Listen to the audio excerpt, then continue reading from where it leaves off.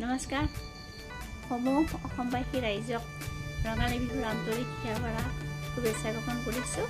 আজি গৰু বিহু, যদিও কিবা গৰু বিহু আমাৰ ঘৰত গৰু ছাগলী এইবিলাক নাই, গতিকে আমি সচৰাচৰ ঘৰৰ যি নিয়ম কৰিব লাগে সেইবিলাক কৰিছোঁ।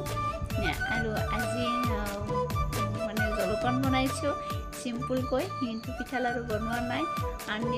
আন বছৰৰ দিনা এইবছৰ মানে বনোৱা নহ'ল, বিশেষ কাৰণত বিশেষ প্ৰব্লেম এটা হৈছিলে, সেইটো কাৰণে পিঠাটো বনোৱা নহ'ল আৰু পিঠা বনাই।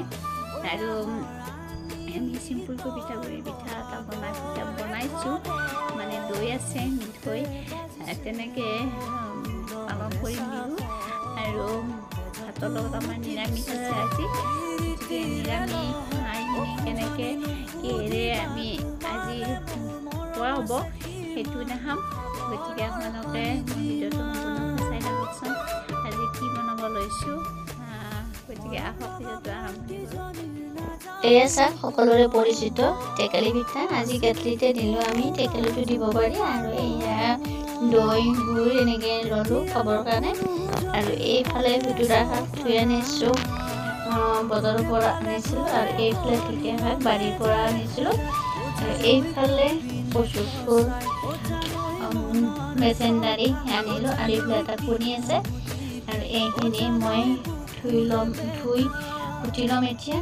আৰু এয়া মই কচু ফুলখিনি এটাও নতুনকৈ গেছতে দি দিলোঁ, যদিহে আজিকালি খৰি নাই। আৰু এয়া বাকীখিনি ভাজি তিনিখন হৈ গ'ল মোৰ। আৰু এইফালে ভাতো হৈ গ'ল, ইয়াতে অলপ আচাৰ ল'লোঁ, খুতুৰা শাক ভাজি, ঢেকীয়া শাক ভাজি। আৰু এয়া বৰ বনাইছিলোঁ। আৰু এইফালে কচু ফুল অলপ লৈছোঁ, এইফালে দালিৰ বাতিটো উঠাই ল'লোঁ। আৰু এনেকৈ আজি দিনত খাই ল'লোঁ।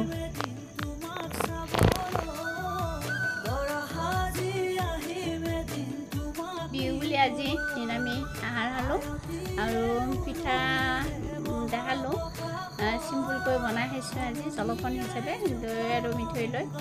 গতিকে ভাতো তেনেকুৱাকৈ নিৰামিষে হ'ল, বিশেষ একো বনোৱা নহ'ল। বিহু বুলি আমি মানে মাঘৰ বিহুত যেনেকৈ বনাওঁ বা পালন কৰোঁ, মানে ৰঙালী বিহুত যেনেকৈ আমাৰ পিঠা পনা এনেকৈ বনোৱা নহয়। মাজে মাজে বনোৱা যায় বাৰু কেতিয়াবা, কিন্তু এইবাৰ বনোৱা নহ'ল।